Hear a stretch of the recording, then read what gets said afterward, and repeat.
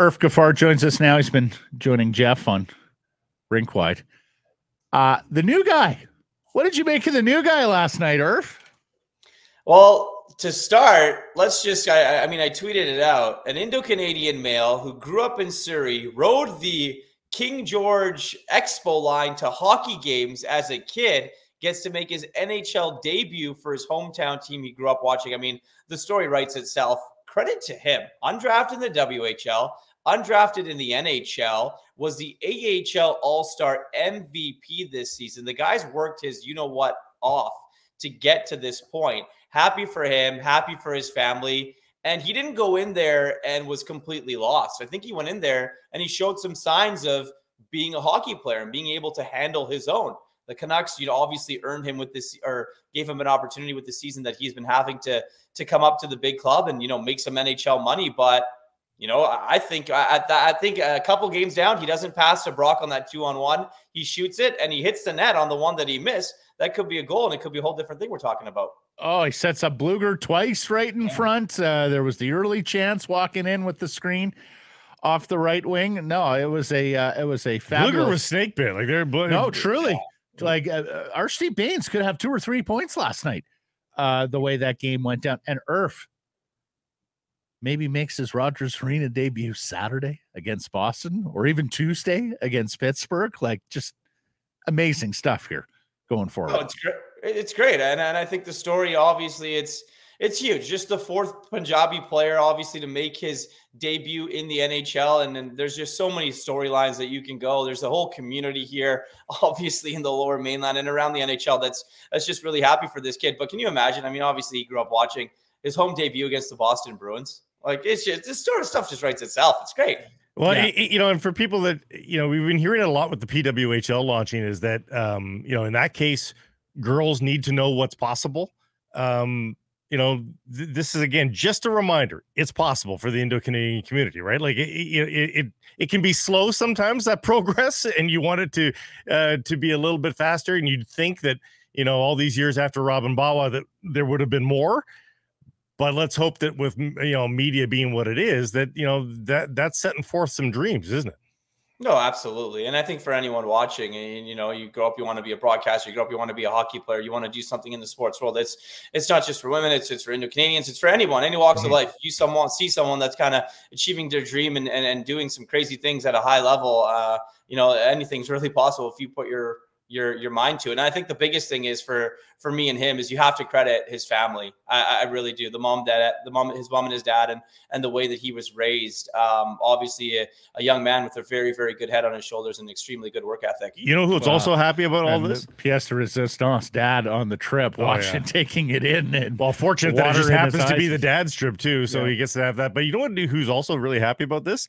Those 20-year-olds in the WHL that lead the league in scoring as undrafted guys, because he's not alone. Like, there's a lot of undrafted guys that in their 20-year-old season in the CHL lead that league, and still maybe they get an AHL contract offer. But this is proof. Hey, you're 20 years old leading the CHL, but that's still pretty darn good. And I think maybe the next guy that's in that place that's undrafted and leading a CHL, maybe he's going to get a little bit of a deeper look if a guy like Arshdeep Bains can make something of this. No, 100%. And I mean, there's always that, decision you have to make. Are you going to end up going the college route? Are you going to stay in the CHL?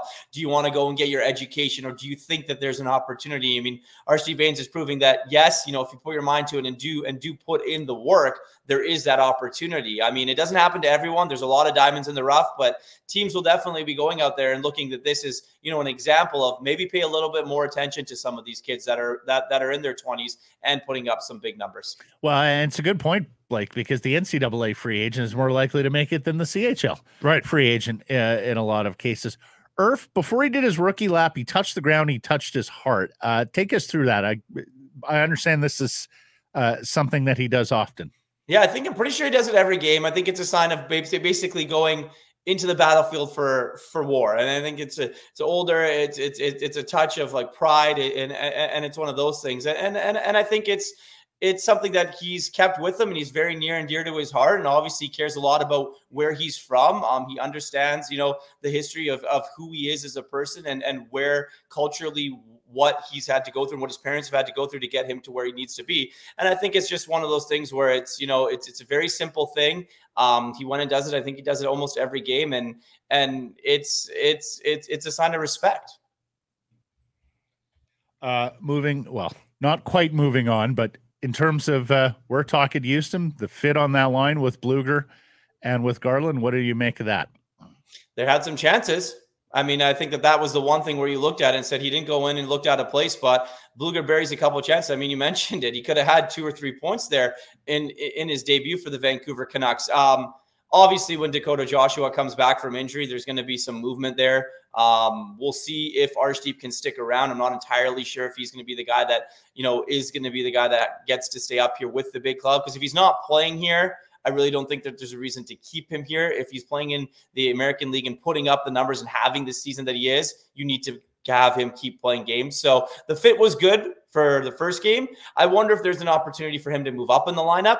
If they're going to shake things up some more. I don't know if the Pia Suter experiment or how long that's going to last with JT Miller and Brock Besser. So if you're going to want to give a kid with a chance, maybe get his legs under him even better or even more, why not, put him up with JT Miller. With that chemistry, though, my goodness, I don't know that you'd want to break it up now. He looks like he's a member of that third line, but it sounds like you think he's in versus the Kraken, though. Yeah, I think if Dakota Joshua can't come back, I think that you give him another shot. I mean, if Joshua's hurt and still unable to, be able to play in the game, I think why not? I think that's the easy answer. Obviously, the good storyline is that it is still the fathers and mentors trip, and his dad's still on it. So, maybe get him in again and then kind of see what happens when you come back to Vancouver. But the way that he played, I understand that he was -2, and the fancy stats didn't really suggest that he had a great game, but that's if you want to read the game. And if you actually want to watch the game and see what he did and see the impact that he had when he was on the ice with his minutes, you almost have to put him in again if you're Rick Tocchet. Yep, I'm with you. 2.5 weeks here till trade deadline. Do you think there's any chance the Vancouver Canucks take another last go at Elias Pettersson and see if he's willing to re-sign before March 8th? It's a tough one because I think that at one point, the Canucks are willing to talk. They've been very clear that they're willing to talk and wanting to, engage in negotiations with CAA. And Elias Pettersson has maintained, his stance from the beginning is we want to talk after the season's over, and then I'll figure it out when the season's over. I think that if you're the Vancouver Canucks and if you're going to CAA and his camp and, there's not really a response and they keep saying that we're going to wait, let's wait until the end of the season, you're not going to publicly say that you're upset or angry about it. But I think it is a little disappointing. He's one of the 2 cornerstones of your franchise. I guess you can put Thatcher Demko in there, but it's really Elias Pettersson and Quinn Hughes. Now, Quinn does have his long-term contract, but what's with 40? And is it him?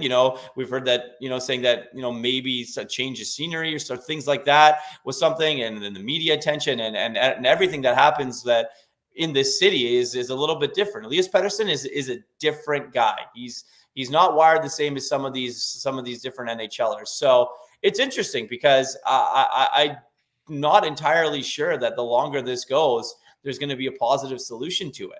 Right? Mm-hmm. Is he going to sign a short-term deal? Is it going to be a long-term deal? That's the thing that we were talking about in the beginning of the season is what's it going to be for Elias Pettersson? Is it going to be short-term or long-term? And now we're sitting here and saying that, are they even talking? What's the conversation going to happen at the end of the season when they do talk? Mm-hmm. Do they move on to try and get Philip Hronek or say Dakota Joshua done before the trade deadline, Irf? And then is it just too much of a political minefield to go to Elias Lindholm and start those discussions before Pettersson? Before you're engaged with Pettersson. I think the Lindholm one is going to be on the back burner a little bit. I think they want to take care of, their quote unquote, their guys first. Elias Pettersson obviously is the number one. Teddy Blueger is a guy that they want to re-sign as well. If I'm Joshua, I'm not sure that the Canucks can afford me for the season that I'm putting up and what I can go out and make in free agency. He's probably thinking $2 million minimum for him. And I'm not sure the Canucks want to pay him that, to be completely honest. You know, you hope you can, and you hope that you're going to have enough cap space to be able to do those things. And you know that Philip Roenick's number is going to start with an 8.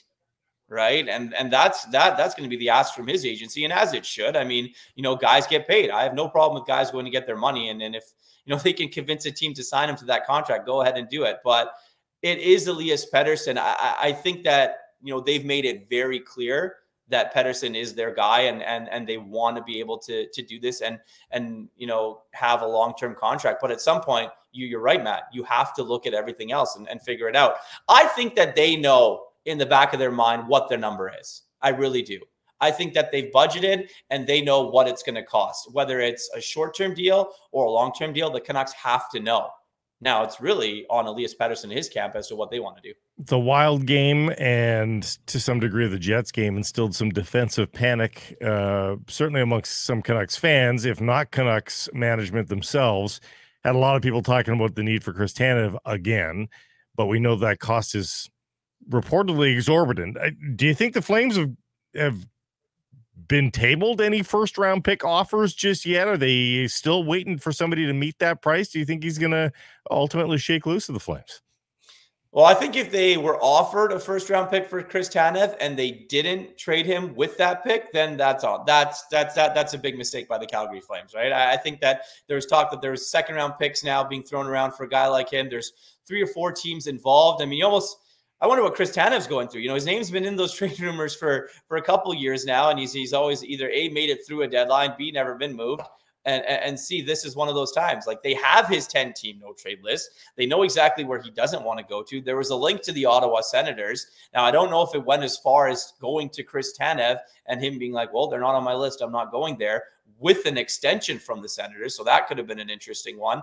But I think that of the contenders, you know, you look at the Dallas Stars, the Toronto Maple Leafs obviously have always been a name linked to Chris Tanev here in Vancouver as well. So it's going to be interesting over the next couple of weeks to see where and who panics the most if you're a team and is willing to give up that first round pick. Because I think once other teams start to make moves, it's kind of the domino effect starts to happen. And probably about a week before the deadline, maybe 5 or 6 days, or even the night before, have we seen in some cases where things start to go absolutely wild.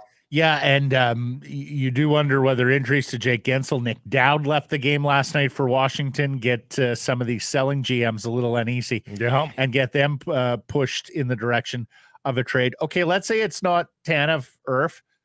Do they pivot to Sean Walker then? And is the cost not too dissimilar for Walker out of Philadelphia?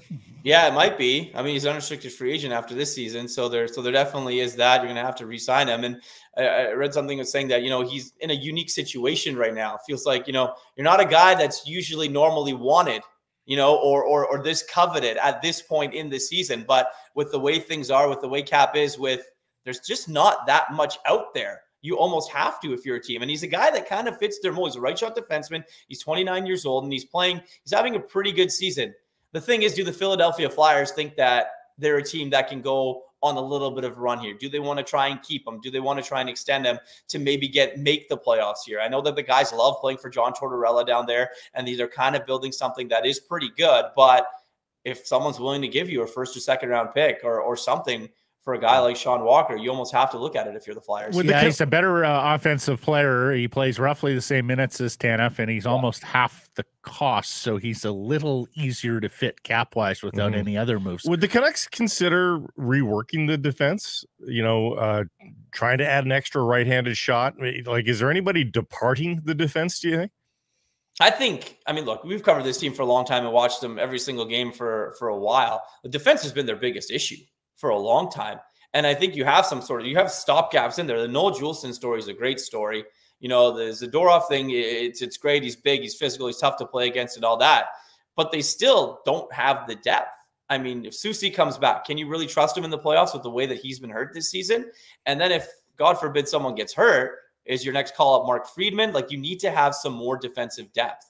You know, if one of your top guys goes down, who's going to come in and be able to play those big minutes, to eat those big minutes, to play that playoff type of hockey that this team wants to play? So, yeah, I think that they do need to rework it a little bit. And I think you need to add some guys, not just one, but two if you're going into the postseason. Yeah, one of them can be a guy that's, you know, a 7-8 defenseman, but you might want a guy that's in there that's able to play everyday minutes. What about Mikheyev, or what's his future with the Vancouver Canucks between now and March 8th? I think if you're the coaching staff, hopefully be able to play a consistent hockey game. He was good in the first period. He was decent in the first period against the Colorado Avalanche. Then he disappeared. And I think that that's the troubling part about him this season. He's just never been the same. He's never been the guy that they acquired, to be completely honest. You know, the guy that played for the Leafs, the guy that was tenacious on pucks, that went into the forechecking zone, that went and retrieved pucks for his centerman. He really hasn't been that guy. And I think it's the unfortunate part is because that's a guy that they paid a lot of money to. So I'm not going to sit here and say that they're, you know, actively shopping a guy like him, but if a team called for his services, I'm sure the Canucks are definitely listening, as they should to a lot of their guys. You know, you're in the business of winning hockey games and improving your team. And if you think your team's good enough to make a Stanley Cup, you're going to look at every option to try and improve your hockey club. Lastly, Phil Kessel. What's the next step here, if there's any step with Phil Kessel and the Vancouver Canucks? Yeah, I think for him, just trying to get into game shape without playing games, and it's probably one of the most difficult things to do if you're an NHL player, right? Dude hasn't skated in forever, and he hasn't skated and competed at a high level in a very, very long time. I understand the experience, I understand the pedigree, I get the resume, but at some point, you're going to want him to play games if you're really considering it, whether that's in the American League and you get him into some game thing situations. So I just think right now it's a wait and see process to what the next step is. To be completely honest, I think they're going to get him on the ice as much as they can, working with their skill guys down there, and hope that they're in a position where they come back next week and they're at home and they have some discussions with Alvin and Rutherford and see where this progresses, if it does. Yeah, I'm certain to have my doubts at this stage. Great stuff, Irf. Thank you for the time. Keep on keeping on with Jeff, and we'll talk to you next week. All right, gentlemen. Thank you. Hey, everybody. If you're enjoying what you're seeing here, then follow along with Sekeres and Price on YouTube. I promise more content coming. The kids call it subscribe on YouTube. Well, how about liking it? Do that as well. Smash it right now.